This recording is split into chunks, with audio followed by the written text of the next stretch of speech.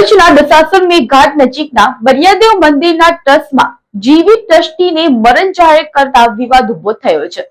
ભરૂચની ભૃગુ ઋષિની તપોભૂમિ દાંડિયા બજાર નજીક અતિ પૌરાણિક બળિયાદેવ મંદિર સહિત અન્ય મંદિર આવેલા અને બળિયાદેવ મંદિર સાર્વજનિક ટ્રસ્ટ તરીકે 1985 થી નોંધાયેલ છે અને આ બળિયાદેવના મંદિર ટ્રસ્ટ સંચાલિત હોય જેમાં જૂના ટ્રસ્ટીઓ મૃત્યુ પામ્યા હોવાના એક ઠરાવ રજૂ કરી નવા ટ્રસ્ટીઓના નામ ઉમેરો કરવા બાબતનો ઠરાવ કરી તેમાં ખોટા ઠરાવ અને ખોટા સોગંદનામા ઉપર નવા ટ્રસ્ટી નવીન રાણાએ અન્ય સોગંદનામા કર્યા હોય અને જીવતા વ્યક્તિઓને મરણ જાહેર કરી કૌભાંડ કર્યું હોવાના આક્ષેપો થયા છે, જેના કારણે જૂના ટ્રસ્ટી જે જીવિત છે તેઓએ સુરત કમિશનરમાં ફરિયાદ કરી હતી। સુરત ચેરિટી કમિશનરમાં ફરિયાદ કરવામાં આવતા 19/5/2025ના રોજ રજૂ કરી ટ્રસ્ટી બની જતા નવીનચંદ્ર રાણાએ અશ્વિન માસ્ટર કે જેઓ જીવિત હોવા છતાં સોગંદનામા ઉપર મૃતક જાહેર કરી તથા અન્ય ટ્રસ્ટીઓના પણ મરણ અંગેના કોઈ પણ પુરાવા રજૂ કર્યા વિના અને મરણની તારીખો પણ સોગંદનામામાં રજૂ કર્યા વિના ખોટા નોટરીરૂપ સોગંદનામા રજૂ કર્યા હોય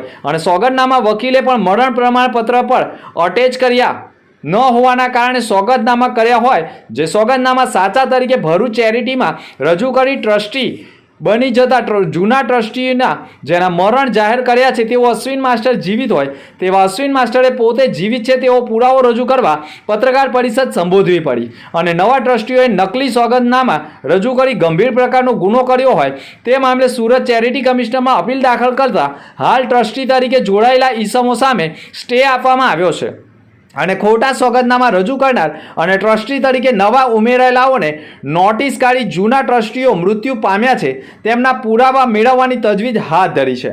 જોકે ખોટા સોગંદનામા રજૂ કરવા અને ચેરિટી ભરૂચ કચેરી ખાતે ખોટા દસ્તાવેજો રજૂ કરી ગંભીર પ્રકારનો ગુનો કરવો તે ફોજદારી રાહે ગુનો બને છે, જેના કારણે સુરત ચેરિટી કમિશનર પણ આવનાર સમયમાં ગંભીર પ્રકારનો હુકમ કરે તો ગુનો દાખલ થઈ શકે તેમ છે।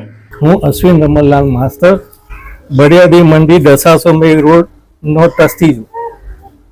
એ ટ્રસ્ટ 1985 થી અમે ફોર્મ કરેલું।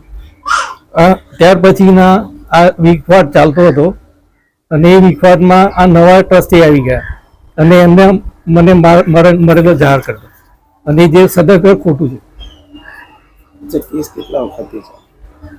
કેસ તો હજુ હમણાં ઇમિડિયેટલી થયો, અમને ખબર પડી કે આ કેસ આ લોકોએ કરેલું છે જૂનું અને એમાં મારું નામ મરણમાં આપેલું છે એટલે અમે તાત્કાલિક સુરત કમિશનરને મળ્યા અને એમને ઇમિડિયેટલી મને એક સ્ટે આપ્યો। એ સ્ટે 2-4 સુધી આપેલો છે અને એ કેસ એમને બોલાવવામાં આવશે બધાને, ત્યાર પછી આગળ ચાલો। હાલમાં જે ઓપીટી છે તેની પર કેસ લીધો? હા, હાલમાં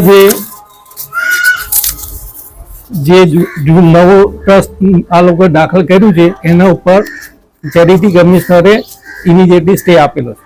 નવા ટ્રસ્ટીઓ કોણ કોણ છે? આ નવા ટ્રસ્ટીઓ જે છે એમાં એક નવીનભાઈ ડાયાભાઈ રાણા, નિમેશ નવીનચંદ્ર રાણા, ડાયાભાઈ રાણા, રમેશભાઈ મોહનભાઈ રાણા, જીતેન્દ્ર ભગવતલાલ મોદી।